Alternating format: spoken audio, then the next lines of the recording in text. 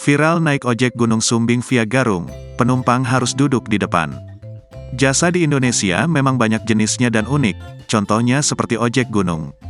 Biasanya, ojek ini ditemukan di kawasan pendakian, membantu para pendaki yang kelelahan saat ingin ke awal titik pendakian.